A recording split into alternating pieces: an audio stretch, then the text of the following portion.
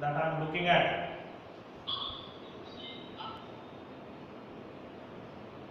Day by day, the number of students who are opting for biology, that number is increasing.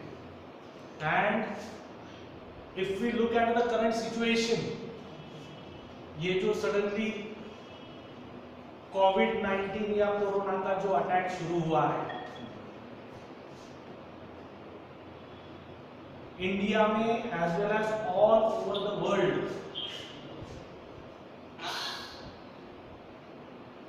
Suddenly हमारे ये ध्यान में आ गया है कि इस प्रकार के एंडेमिक्स या इस प्रकार के एपिडेमिक्स ये पहले भी आते थे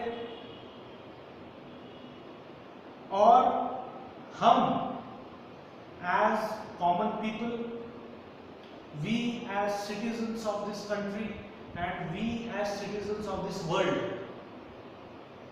we still require large number of health professionals. We still require large number of doctors, large number of nurses, large number of chiropractors, large number of physiotherapists, and so many different classes, so many different types of openings that we have in the field of medical science.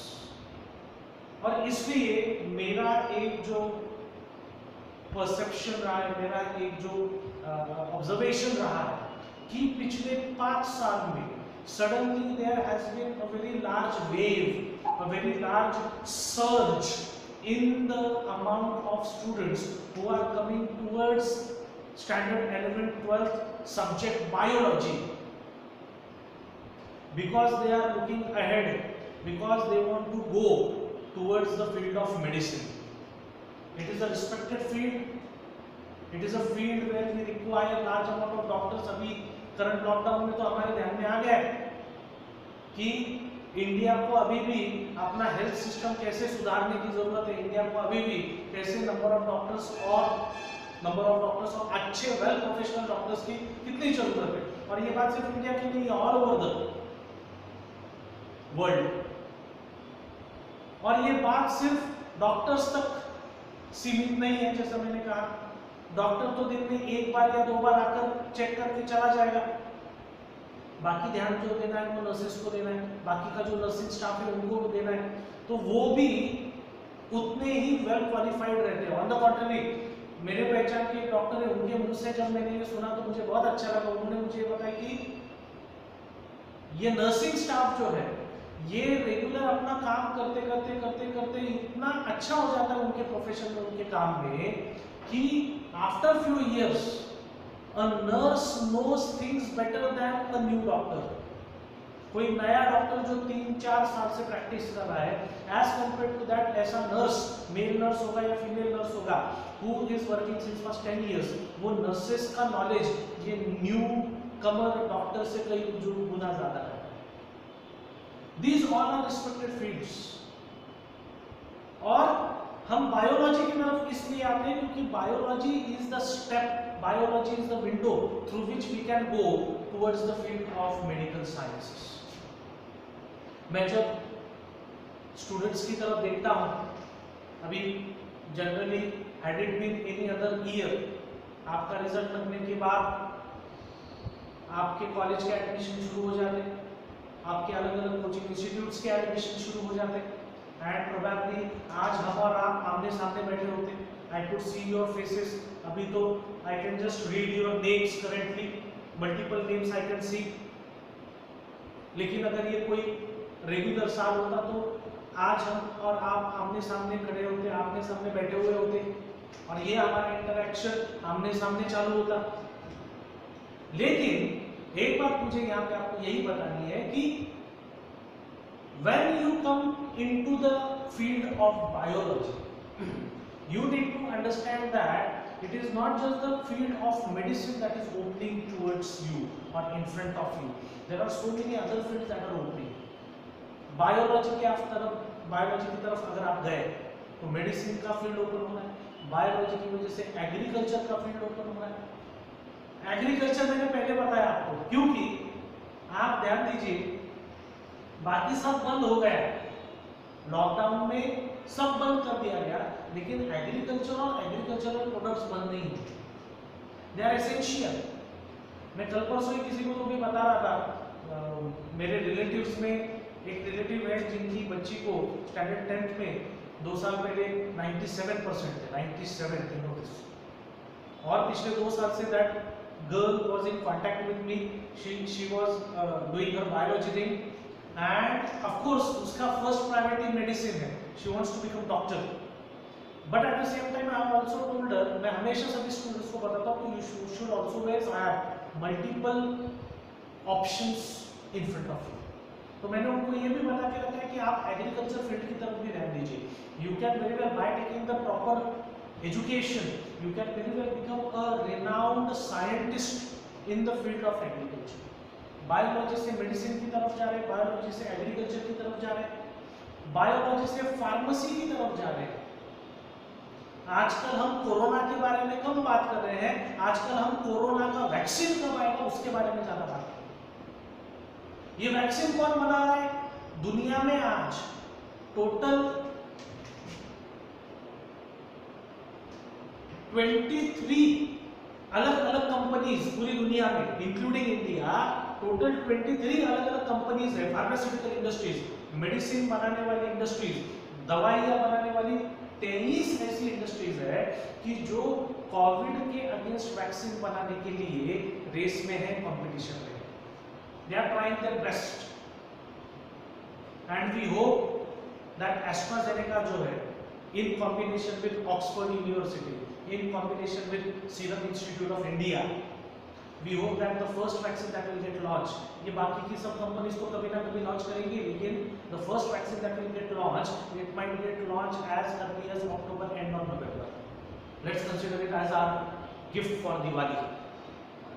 लेकिन मैं इसकी बात क्यों कर रहा हूँ? क्योंकि ये वैक्सीन डेवलपमेंट में जो लोग इन्वॉल्व हैं, all of them they come from the background of biology.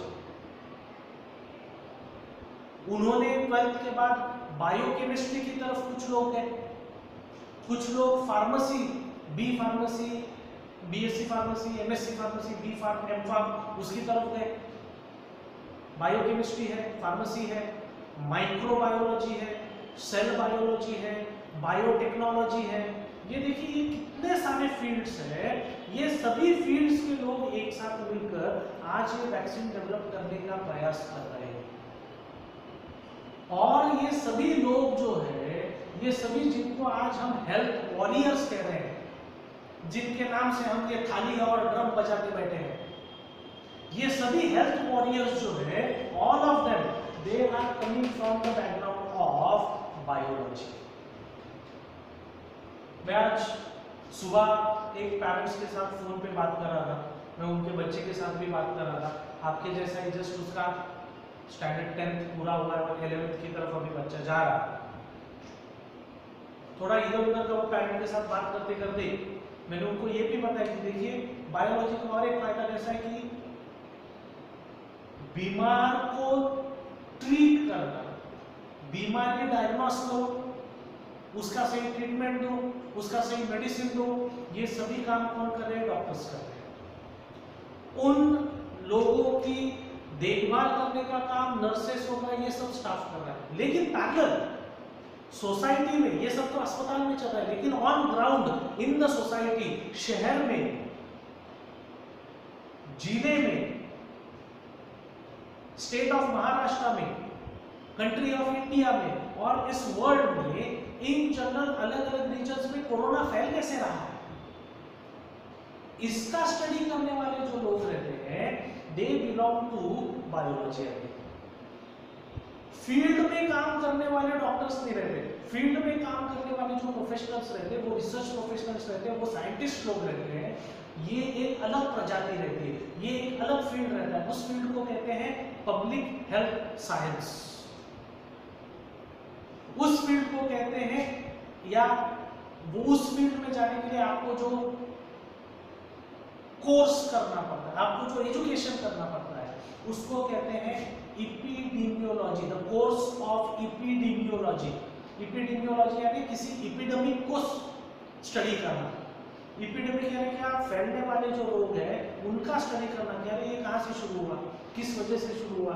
जैसा कोरोना जब शुरू हुआ तो किसी ने हमें बताया कि बैट से शुरू हुआ, किसी ने बताया कि नहीं शायद पिग से शुरू हुआ है, किसी ने बताया कि नहीं वो यहाँ से शुरू हुआ, वहाँ से शुरू हुआ, ये हुआ वो हुआ। ये अलग अलग जानकारियां जो है, सही गलत व्हाटएवर इट इज, ये ऑन ग्राउंड काम करने का काम जो है ये पब्लिक हेल्थ साइंस जिन्होंने ये कोर्स किया है, पब्लिक हेल्थ साइंस का, जिन्होंने एपिडेमियोलॉजी का कोर्स किया हुआ है, जिन्होंने माइक्रोबायोलॉजी का कोर्स किया हुआ है, जिन्होंने बायोकेमिस्ट्री का कोर्स किया हुआ है, ये प्रोफेशनल लोग ये मालूमात और ये जानकारी इकट्ठा करते हैं। और इन सभी फील्ड्स में जाने के लिए अल्टीमेटली आपका स्टैंडर्ड 10 के बाद जो फर्स्ट स्टेप रहेगा that will be 11th and 12th biology. इसलिए बायोलॉजी इंपॉर्टेंट है। Okay, that's why biology subject is important. और क्योंकि हम कोरोना की बात कर रहे हैं, कोविड की बात कर रहे हैं, अनफॉर्चुनेटली इन्फेक्शंस बहुत रैपिडली बढ़ते जा रहे हैं, they are just not coming under control. ये पहली अनफॉर्चुनेट बात है। दूसरी अनफॉर्चुनेट बात ये है कि अनफॉर्चुनेटली नंबर ऑफ डेथ्स भी रोज बढ़ते जा रहे हैं।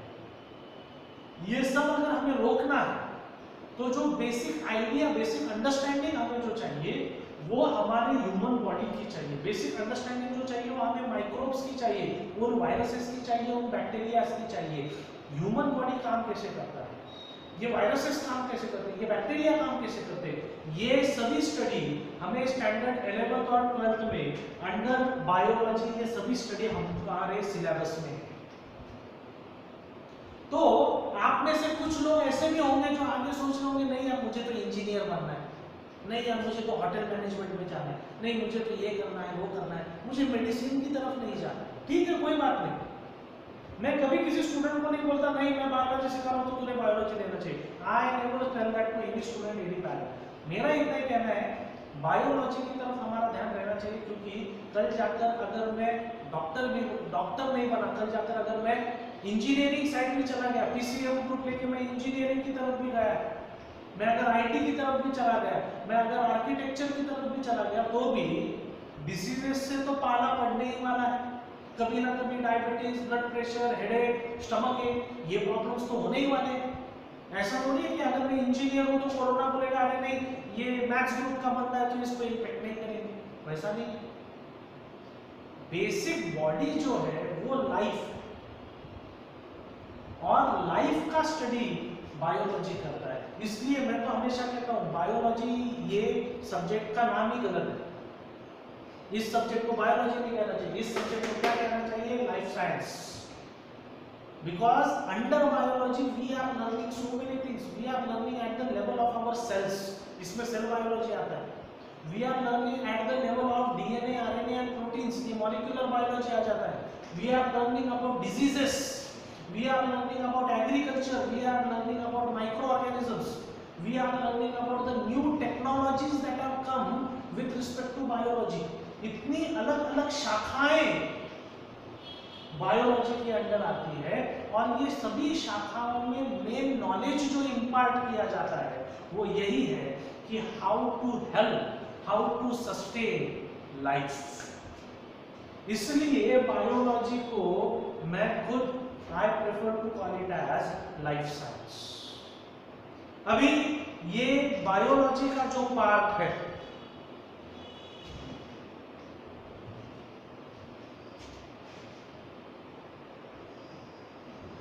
इससे पहले भी काफी सारे स्टूडेंट्स को मैं फोन पे वगैरह बता चुका हूं, पेरेंट्स के साथ भी मैं बात कर चुका हूं। थोड़ा नीट के बारे में अगर हम सोचें, नीट का एग्जाम जो है, नीट का एग्जाम ये उन लोगों के लिए है जिन्होंने बायोलॉजी लेके रखा हुआ है for the sake of going towards the medicine side. Biology की मदद से आप स्टैंडर्ड 12th के बाद, आफ्टर स्टैंडर्ड 12th 11th और 12th स्टडी करने के बाद आप नीट एग्जाम दे सकते हैं, as well as Maharashtra CET का भी एग्जाम दे सकते हैं। समझ रहे आप? ओके,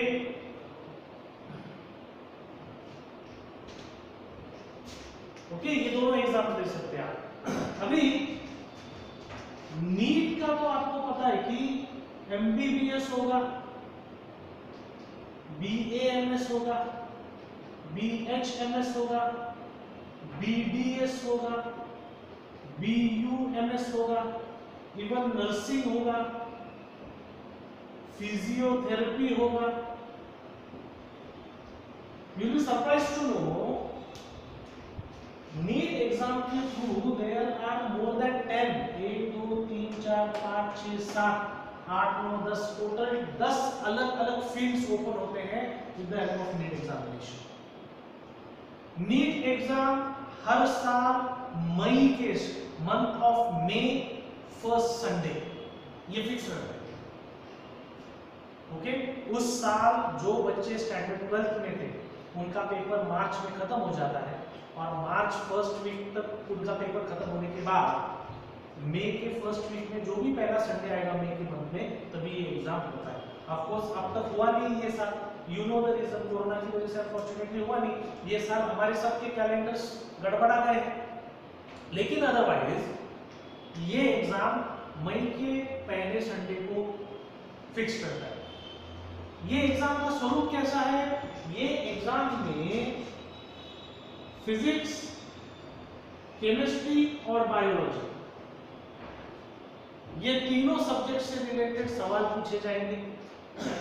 फिजिक्स के सवाल होंगे 45, केमिस्ट्री के सवाल होंगे 45, बायोलॉजी के सवाल होंगे 90। हर एक सवाल 4 मार्क का है, यानी टोटल नंबर ऑफ क्वेश्चंस हो गए 180 और हर एक सवाल 4 मार्क्स का। तो ये हो गया आपका total 180 into 4 is equal to 720 marks. 720 marks. Okay, तो नीट का एग्जाम जो है वो टोटल आपको 180 क्वेश्चंस आपको फेस करने हैं।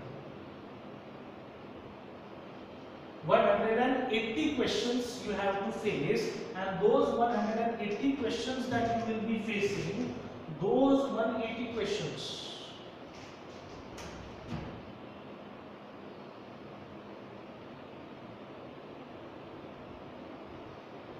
you are having 3 hours for those 180 questions, यानी literally 180 minutes में 180 questions करने हैं। ओके, ये डिफिकल्ट नहीं है क्योंकि क्वेश्चन का स्टाइल क्या है? क्वेश्चन का स्टाइल है एमसीक्यूज, मल्टीपल चॉइस क्वेश्चन। सवाल पढ़ो, नीचे ए बी सी डी दिया हुआ है, आपको जो सही जवाब लग रहा है आपको एक OMR ऑप्टिकल मैग्नेटिक का शीट दिया हुआ है, OMR शीट। वो OMR शीट में ए बी सी डी ये ऐसे नाम दिए हुए हैं। यहाँ क्वेश्चन नंबर दिया हुआ है, क्वेश्चन नंबर 121। तो अगर 121 का आंसर सी है तो आपको सिर्फ आपके खुद के पेन से इसको डार्क करना है, कुछ डिफिकल्ट नहीं है, डोंट वरी। ये आगे जाके जब चेक होगा तो फिजिकली चेक नहीं होगा, कोई इंसान इसको चेक नहीं करने वाला है, मैकेनिकली कोई चेक नहीं करने, ये ऑटोमेटिकली चेक होने वाला है। ये एक मशीन के अंदर जाता है, वो मशीन बराबर सभी आंसर्स को चेक करता है, वो देखता है कि आपका इंक, पेन का इंक कहाँ-कहाँ दिख रहा है और उसमें ये फीड किया रहता है कि क्वेश्चन नंबर 121 का सही आंसर है सी। तो सी के आगे अगर वो इंक दिखा यानी वो बराबर पकड़ लेगा कि अरे ये सही जवाब है। If the answer is right you are getting +4 marks, if the answer is wrong -1, negative marking है नेगेटिव। और अगर आपने आंसर ही नहीं लिखा तो कुछ भी नहीं होगा, नथिंग विल हैपन। ओके, ना +4 मिलेंगे ना -1 होगा। समझ रहे आप? ओके, अभी ये नीट के बारे में क्योंकि हम बात कर रहे हैं तो नीट में maximum stress, maximum number of questions जो है वो बायोलॉजी से आने वाले हैं। पिछले साल the girl who top the NEET examination. मैं उस बच्ची का इंटरव्यू एक जगह पे पढ़ रहा था और उस बच्ची ने ऐसे कहा था कि बायोलॉजी के जो 90 क्वेश्चंस थे, 90 क्वेश्चंस,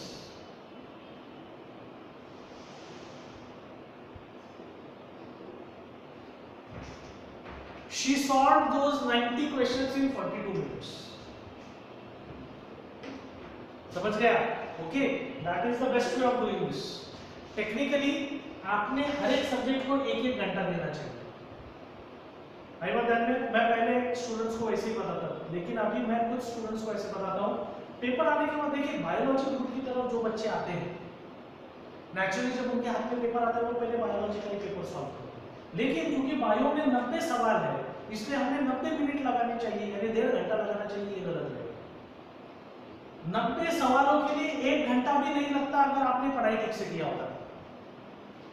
सवाल पढ़ने में और जवाब देने में सवाल का लंबाई चौड़ाई और वो कौन से लेवल का है, बहुत हार्ड लेवल का है या इजी लेवल का है, सवाल अलग अलग रहते हैं। देखिए बहुत सारे लोग कहते हैं कि this is a very tough examination, ऐसा कुछ नहीं है, सभी एग्जाम्स टफ थे। हमने ये साल हमारा 10th का एग्जाम दिया, एक साल पीछे अगर आप जाएंगे जब आपने 9th का एग्जाम दिया था, आज जाकर अगर आपको 9th का पेपर किसी ने दिखाया, आप क्या बोलेगा, ये तो आसान है। आज से 6 महीने बाद अगर आपको किसी ने फिर से 10th का पेपर दिखाया, आप बोलेगा ये तो इजी था।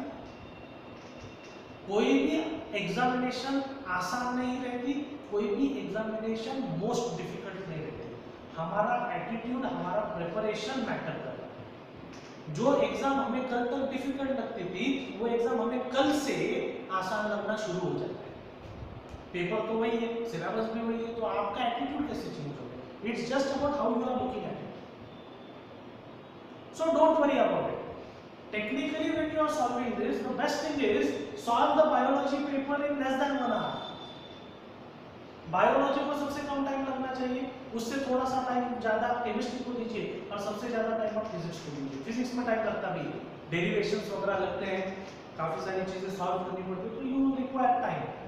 बायोलॉजी में जिसने अच्छा पढ़ाई किया है, वो सवाल पढ़ते पढ़ते ही उसको पता रहता है कि यार इसका जवाब नीचे क्या होना चाहिए। और जब आप उस लेवल तक चले जाते हैं तो आपको एक सवाल सॉल्व करने के लिए मैक्सिमम 25 सेकेंड्स लगते हैं। आप देखिए, यानी 1 मिनट में लिटरली 2 सवाल पूरे करके आप तीसरा सवाल रीड करना भी शुरू कर देते। इस स्पीड में अगर आप गए तो then it is not difficult to complete at least the biology part of the paper in less than 1 hour. It's not difficult. समझ रहे हैं आप? आई बात ध्यान में? ओके, जैसे मैंने आपको बताया इतने सारे कोर्सेज बायोलॉजी की वजह से ओपन होते हैं। Plus when you are scoring good marks, देखिए आप में से जिनको एमबीबीएस को जाना है, बच्चे ये भी सवाल पूछते कि सर टोटल तो आउट ऑफ 720 मार्क्स है, एमबीबीएस में जाने के लिए मुझे कितने मार्क्स रहने चाहिए? इसका कोई तंत्र नहीं है, इसका कोई फिक्स्ड आंसर नहीं है। हर साल रिजल्ट कैसा लगता है उस पर से डिसाइड होता है कि उस साल एमबीबीएस का कट ऑफ कितना जाएगा। जैसे 2-3 साल पहले तक नीट का जो हाईएस्ट मार्क रहता था वो 720 में से, जैसे आप देखिए कि if your highest mark is 650 out of 720, 720 में से अगर आपका टॉपर, ऑल इंडिया टॉपर अगर 650 का होगा, तो इसका मतलब है, देखिए अभी मैं आपको पिछले साल का टाइम बताता हूं। Last year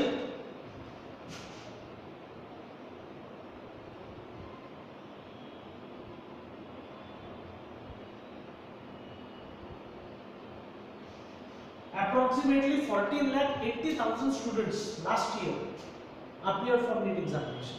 This is approximately 15 lakh students. और इंडिया में ये सभी स्टूडेंट्स, उनका मेन एम था MBBS.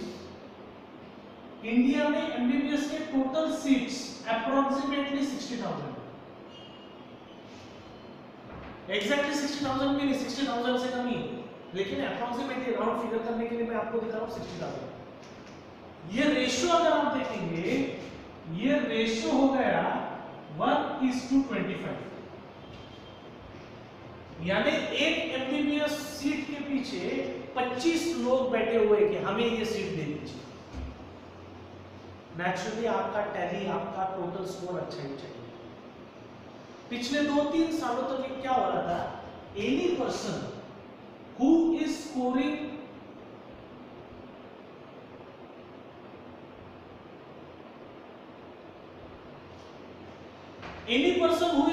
more than 520 marks, that person was getting admission to government MBBS। 520 से ऊपर जिसका टैली जा रहा था आउट ऑफ 720, वो इंसान अपने आप एडमिशन हुआ। लेकिन पिछले साल क्या हुआ, पिछले साल टॉपर जो थे उनको बहुत ही हाई मार्क्स थे। ओके, लास्ट ईयर का कट ऑफ जब आप देखेंगे और लास्ट ईयर के टॉपर्स अगर आप देखेंगे, ऑलमोस्ट 680 692 तक टॉपर था। तो जब उस देखिए वो साल पेपर कैसा था, उस साल के बच्चों का एटीट्यूड और हाउ दे अपीयर। किसी साल अगर टॉपर को ज्यादा मार्क्स है तो उस साल एमबीबीएस का कट ऑफ भी हाई हो जाता है, समझ गए? यानी लास्ट ईयर एमबीबीएस का एडमिशन ये लिटरली 600 के आगे शुरू हुआ। Students who scored 600 and plus marks, उनको ही एमबीबीएस मिल रहा था पिछले साल। ओके, ये जो आप सवाल पूछ रहे सर जीएमसी के लिए कितने चाहिए, मैं आपको वही बता रहा हूं, वहां एक फिक्स नंबर नहीं है। जिसको 720 में से 500 मिलेंगे उसको ही जीएमसी में मिलेगा, ऐसा किसी ने बोर्ड लगा के नहीं रखा हुआ। हर साल पेपर कैसा रहता है, आप सोचिए जिस साल पेपर इजी होगा उस साल सभी बच्चों को बहुत सारे ज्यादा मार्क मिलेंगे, यानी कंपटीशन बढ़ जाएगा। ऑटोमेटिकली जिनको मैक्सिमम मार्क्स है उनको ही एडमिशन मिलेगा। अभी आप सोचिए अगर किसी साल ऐसा हो गया कि पेपर था 720 मार्क्स का और ऑल इंडिया टॉपर जो है, ऑल इंडिया टॉपर ही अगर 400 मार्क्स का रहा, तो इसका मतलब टॉपर को पहले एमबीबीएस देंगे, यानी 400 मार्क वाले को भी एमबीबीएस मिल रहा है उस साल। I hope you are understanding. There is not a fix marking कि आप इसको क्रॉस करो, जैसा हमें बताया जाता है कि 60% के ऊपर जो होगा उसको फर्स्ट क्लास कहते हैं, बराबर है ना? या ये मार्क्स के ऊपर जो होगा उसको बी ग्रेड मिलेगा, इस मार्क के ऊपर जो होगा उसको ए ग्रेड मिलेगा, जो 90% के ऊपर होगा उसको ओ यानी आउटस्टैंडिंग ग्रेड मिलेगा। ये ग्रेड जैसे हमारे फिक्स है, ये मार्क्स की हमारा जैसा फिक्स था स्टैंडर्ड 10 तक, नीट एग्जाम में ऐसा मार्किंग फिक्स नहीं है। हर साल रिजल्ट चेंज होते रहता है, उस हिसाब से कट ऑफ चेंज होते रहता है। प्लीज कीजिए। ओके, इसमें और एक बात ऐसी है,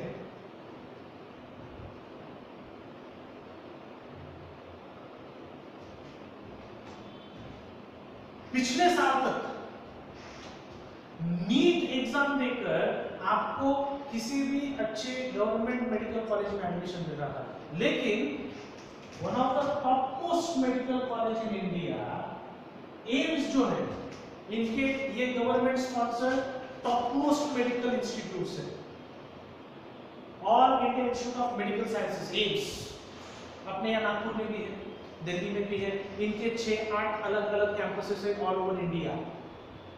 तो एम्स के लिए एक सेपरेट एग्जाम रहता है और वो बहुत हाई लेवल एग्जाम रहता है। वैसा ही और एक इंस्टीट्यूट था जिपमर, वो इंस्टीट्यूट अभी भी है, लेकिन जिपमर भी अपना सेपरेट एंट्रेंस एग्जाम लेता था मेडिकल एडमिशन के। ये सभी एग्जाम्स जो है all of them have been now come under NEET. तो आपको कल नागपुर एम्स में भी अगर एडमिशन लेना होगा तो नागपुर एम्स के लिए आपको एम्स का सेपरेट एंट्रेंस देने की जरूरत नहीं है, आपको नीट ही लेना है। लेकिन फिर आप अगर नीट एग्जाम दे रहे हैं, ऑल इंडिया लेवल पे जो 15 लाख स्टूडेंट्स एग्जाम देने वाले हैं, उसमें जब रैंकिंग आएगा आप टॉप 500 स्टूडेंट्स में रहने चाहिए, टॉप 500 स्टूडेंट्स, तब जाके आपको एम्स मिलेगा। समझ गया? ओके, तभी जाकर आपको एम्स मिलेगा। एम्स के बाद फिर जीएमसीज आएंगे। फिर जीएमसीज में भी अलग अलग प्रकार है। जीएमसीज में प्रकार है कैसा, गवर्नमेंट मेडिकल कॉलेज है लेकिन उसमें एमबीबीएस मिल रहा है, गवर्नमेंट मेडिकल कॉलेज है लेकिन वहां पे मैं बीएमएस ले रहा हूँ, वहां पे मैं बीएचएमएस ले रहा हूँ। उसमें भी नीचे फिर धीरे धीरे धीरे धीरे अलग अलग प्रकार निकलते हैं।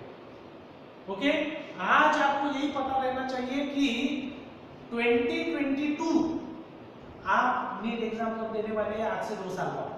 2022 में जब आप नीट एग्जाम देंगे तभी जिप्मर नाम से कोई एग्जाम नहीं रहने वाली, एम्स की सेपरेट कोई एग्जाम नहीं रहने वाली। इंडिया में किसी को भी मेडिकल फील्ड में अगर एडमिशन लेना है तो कंपलसरी सिर्फ और सिर्फ नीट एग्जाम ही देना पड़ेगा। मेरे एक रिश्तेदार है, उनकी बच्ची ने नीट एग्जाम देकर, मैंने जैसे आपको पता है कि इसके अंदर 10 अलग अलग कोर्सेज आते हैं।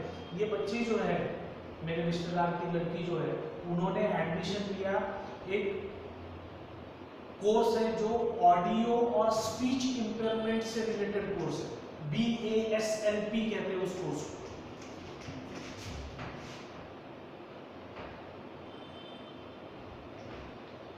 Bachelor in audio and speech language, ऐसा कुछ तो भी उसका फुल फॉर्म है, मुझे अभी पूरा याद नहीं आ रहा है, लेकिन ये भी एक फील्ड है। देखिए, रेडियोलॉजी का एक फील्ड है। रेडियोलॉजी यानी क्या, आप देखिए कोई पेशेंट बीमार है तो डॉक्टर कहते हैं इनका सीटी स्कैन करना पड़ेगा, इनका MRI करना पड़ेगा। ये कौन करता है? उसके लिए भी टेक्नीशियंस रहते हैं, उसके लिए भी प्रोफेशनल्स रहते हैं, आगे दे आर मेडिकल प्रोफेशनल्स। उसका भी कोर्स जो है वो आता है आपके नीट के अंदर। ओके, ये बार बार ऐसे सवाल क्यों पूछ रहे हैं आप, मुझे समझ में नहीं आ रहा है। मैंने अभी बताया which exam have to be given for AIIMS, मैंने अभी बताया एम्स के लिए कोई सेपरेट एग्जाम देना नहीं है, नीट ही एम्स के लिए एडमिशन देगा। और अगर आप ठीक से सुनेंगे नहीं तो आप जैसा आदमी एम्स में कभी जा नहीं पाएगा एज अ डॉक्टर। ओके, तो ध्यान दीजिए मैं क्या बता रहा हूं आपको। एम्स में जाने के लिए या किसी भी प्रकार के, मेरा लास्ट स्टेटमेंट क्या था, for taking admission to even the topmost medical college in India, the only road is by giving the examination of NEET. NEET साठी नीट अभ्यास करावा लागतो, नीट साठी नीट ऐकावं लागतं, नीट साठी नीट समजून घ्यावं लागतं. That is about NEET examination. और पैरेलल एक एग्जाम चलती है, that is महाराष्ट्र CET. आपने महाराष्ट्र CET में अगर मैथ्स ग्रुप लिया, यानी उसमें फिजिक्स और केमिस्ट्री तो है ही, लेकिन उसके अलावा अगर आपने मैथ्स ग्रुप लिया तो आप महाराष्ट्र में प्रेजेंट इंजीनियरिंग कॉलेजेस जो है उनको आप एडमिशन दे सकते। ओके, ये लेवल 2 और लेवल 3 के कॉलेजेस रहते हैं। आप जेई जब कर रहे तो आप टॉप कॉलेजेस में जा रहे हैं, you will become the top product. तो JEE is a tougher examination, but JEE is a much more quality examination because it opens the gate for much more quality engineering institutes like IIT and NIT. लेकिन CET के through आप maths group अगर लेंगे तो local colleges जो है उसमें admission के लिए हो जाता है। लेकिन अगर आप फिजिक्स केमिस्ट्री के अलावा बायोलॉजी अगर ग्रुप ले रहे हैं तो बायोलॉजी का CET आप जब देते हैं तो you can go for agriculture के जो कोर्सेस रहते हैं, एग्रीकल्चर बायोटेक्नोलॉजी के जो केसेस रहते हैं, फार्मेसी के जो कोर्सेस हैं, इन कोर्सेस को आप जा सकते हैं। समझ रहे हैं आप? ओके, इसके अलावा before I forget, veterinary science के भी कोर्सेस को आप जा सकते हैं। वेटरनरी यानी एनिमल डॉक्टर्स, नीट का स्कोर वहां पे कंसीडर किया जाता है। कुछ सालों तक सीईटी ही चल रहा था, if I am not wrong अभी नीट का स्कोर कंसीडर किया जाता है वहां पे। Okay, veterinary is another field that you need to know, वहां भी आपको नीट का स्कोर लगेगा। तो इस प्रकार से बेसिकली हम बायोलॉजी का जब स्टडी कर रहे हैं तो बायोलॉजी का स्टडी करने के लिए we are having all this notes. एक लास्ट बात बताता हूं मैं और मैं रुक जाऊंगा। वो लास्ट बात ये है कि मुझे पता है अभी जितने लोग ये वीडियो देख रहे हैं आप में से मैक्सिमम लोग इसकी तरफ देख रहे हैं, आप में से मैक्सिमम लोग इसकी तरफ देख रहे हैं। I know that's a good thing, that's a good desire. पर उसके लिए आपको ये भी पता रहना चाहिए कि नीट का सिलेबस क्या है। नीट के लिए standard 11 as well as standard 12 ये दोनों का पढ़ाई जरूरी है। Standard 11 as well as standard 12 दोनों मिलके सिलेबस पूछा जाता है, फिजिक्स में, केमिस्ट्री में और बायोलॉजी। फिजिक्स का भी 2 साल का, केमिस्ट्री का भी 2 साल का और बायोलॉजी का भी 2 साल का। ओके, देखिए हमारे टाइम पे कैसा था, जब मैं आपकी उम्र का था, when I was in 11th and 12th, तो कैसा होता था कि 10th यानी बहुत डेंजरस ईयर, अरे बाप रे 10th स्टैंडर्ड में बच्चा है। फिर 12th स्टैंडर्ड में भी फिर से वही शुरू हो जाता, अरे 12th बहुत इंपॉर्टेंट ईयर है, बहुत इंपॉर्टेंट ईयर है। लेकिन ये 10th और 12th के बीच में जब 11th का बीच में 11th स्टैंडर्ड का ईयर आता था तो हमारे टाइम पे कैसा था, 11th को ज्यादा इंपॉर्टेंस नहीं था।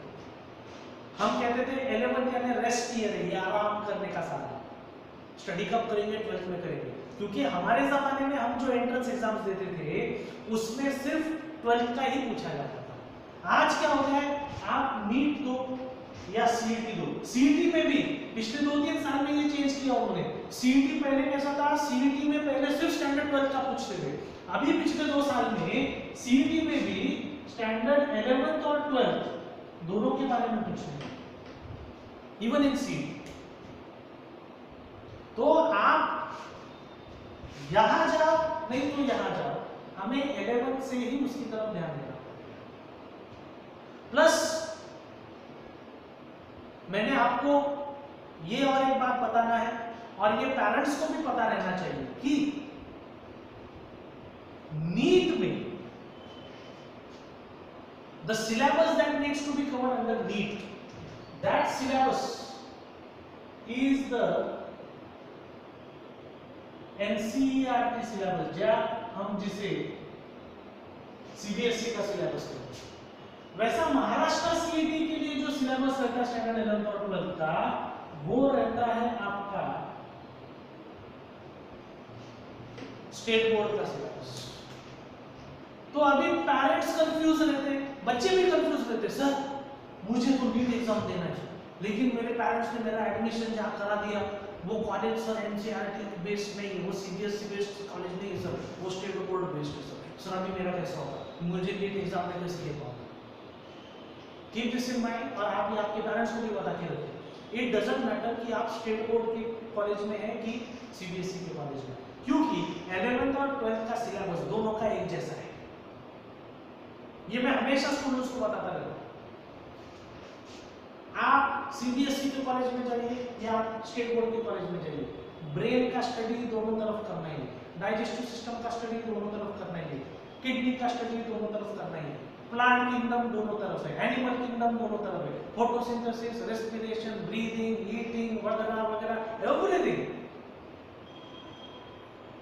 दोनों तरफ सिलेबस एक ही है।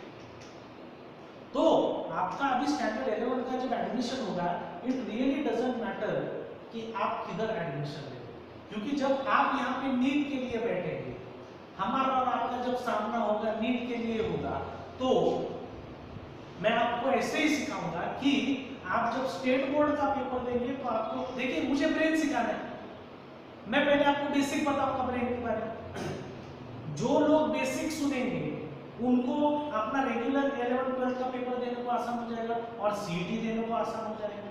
और उसी के साथ मैं बेसिक बताने के बाद स्टेप 1 और स्टेप 2 का इंफॉर्मेशन जब दूंगा, थोड़ा मीडियम लेवल का और थोड़ा हाई लेवल का जब इंफॉर्मेशन दूंगा, वो इंफॉर्मेशन ऐसा रहेगा कि जिन लोगों को नीट का एग्जाम देना है उनके लिए वो आसान है। लेकिन नीट वाले ऐसा नहीं बोल सकते, सर हमको ये लेवल 1 का क्यों सिखा रहे हैं यार, हमको तो नीट का चाहिए, यू कांट से दैट। क्योंकि लेवल 2 और लेवल 3 के तरफ जाने के लिए आपका बेसिक फाउंडेशन पक्का होना जरूरी है। तो it doesn't matter what exam you are giving, पहले हमें लेवल 1 ही देखना पड़ेगा। और मैं कोई भी टॉपिक लूं, मेरा स्पीड और मेरा फ्लो ऐसा ही रहता है कि first I start with absolute base. मुझे फर्क नहीं पड़ता आप सीईटी के लिए बैठे या नीट के लिए बैठे, मैं पहले बेसिक बताऊंगा, जिसका फायदा सबको होगा। अगर कोई ऐसा स्टूडेंट होगा सर मुझे कोई इंटरेस्ट नहीं लेना है, मुझे सिर्फ मेरा 11th पास करना है बायोलॉजी, उसके लिए भी ये उपयोगी रहेगा। पहला लेवल, फिर थोड़ा सा ऊपर और फिर और ऊपर। ये लेवल ऑफ डिफिकल्टी एक ही लेक्चर में धीरे धीरे धीरे धीरे लेवल ऑफ इंफॉर्मेशन और लेवल ऑफ डिफिकल्टी बढ़ाता चलता है। समझ गया? ओके, ये एकदम बेसिक बातें बता रहा हूं मैं। आई होप कुछ दिनों में आपकी और मेरी मुलाकात हो जाएगी। आई होप कि थोड़ा जैसे जैसे हम वैक्सीन की तरफ आएंगे वैसे वैसे मुझे लगता है थोड़ा लॉकडाउन थोड़ा ढीला हो जाएगा। And I hope sooner or later the government allows for this interactions. पर जब तक ये नहीं हो रहा है तब तक thanks to this technology whatever interaction is possible we will do it. Okay, सिर्फ अपने कान जो है और अपना ब्रेन जो है वो ओपन रखिए। Are you getting this? Okay? Sense organs की तरफ ध्यान दीजिए। आपका प्रॉब्लम क्या हो गया? आपके सेंस ऑर्गन्स काम नहीं कर रहे आजकल, क्योंकि आप लोग पूरी तरह से स्मार्टफोन में बैठे हुए। फोन स्मार्ट हो गया है, आप कब स्मार्ट होंगे? स्मार्टफोन के साथ जो बैठा हुआ है वो इंसान स्मार्ट नहीं रहता, ध्यान में रखिए। वो धीरे धीरे बेवकूफी की तरफ जाता रहता है। We don't want that. आप इसमें से कहीं भी जाइए। We want brainy individuals, we want smart individuals, we want intelligent individuals. PUBG खेलने वाले नहीं चाहिए हमको यहाँ। वो इंस्टाग्राम पे सिर्फ सेल्फी खींचते बैठे वैसे नहीं चाहिए। कितने भी फोटो खींचो बंदर बंदर ही दिखता है। If you are planning for any of this, it should start from today. And the word is consistency. आप इसमें से कुछ भी अगर कर रहे हैं तो आपको एक ही वर्ड की तरफ ध्यान देना पड़ेगा। मैं बार-बार स्टूडेंट्स को यही बता रहा हूं, मैं रोज 8 घंटे पढ़ाई करूंगा, ऐसा कुछ प्रतिज्ञा करने की जरूरत नहीं है। 2 घंटा 2.5 घंटा ही करो, लेकिन रोज के रोज करो। Consistency is important. Hard work, donkey work की जरूरत नहीं है। वो डोंकी वर्क हम 10th तक कर रहे थे, जर्नल कंप्लीट कर रहे थे, एनवायरनमेंट का प्रोजेक्ट कंप्लीट कर रहे, कुछ पता नहीं, आज पूछा क्या लिखा था 3 महीने पहले तो याद नहीं आता। हमें अभी डोंकी वर्क नहीं करना है, हमें अभी स्मार्ट वर्क करना है, क्योंकि हम स्मार्ट सिटी में रहते हैं, हमें स्मार्ट इंडिविजुअल बनना है, हमें स्मार्ट स्टूडेंट्स बनना है। ध्यान रखिए, ओके, ताकि आगे जाके आप स्मार्ट साइंटिस्ट बनेंगे, आगे जाके आप स्मार्ट डॉक्टर्स बनेंगे। और स्मार्ट का मतलब मैं कितना अच्छा दिखता हूँ, स्मार्टनेस वो नहीं रहता, ये तो आज है कल नहीं है। Smartness is here not here in this way. आपके जनरेशन का प्रॉब्लम है, इधर ही स्मार्ट दिखते हो, बाकी अंदर ओके। तो आप और मैं मिलकर हमें धीरे धीरे धीरे हमारा level, we have to have appraisals of ourselves. हम खुद को ही एक साथ मिलाकर धीरे धीरे धीरे धीरे ऊपर लेके आएंगे। Okay, so that whether we are going for NEET or whether we are going for CET, together we need to reach our target. And the only word that is important, देखिए मेरे सिर के ऊपर बराबर वो word दिख रहा है, the only word that is important is consistency. Okay, इस word को पकड़ के हम धीरे धीरे धीरे धीरे, हमारा कंटिन्यूएशन तो चालू ही था, हम धीरे धीरे धीरे धीरे नई नई चीजें सीखना शुरू करेंगे, नई नई चीजों की तरफ ध्यान देंगे under the field of biology. Okay, I'll stop here. See you soon. Thank you.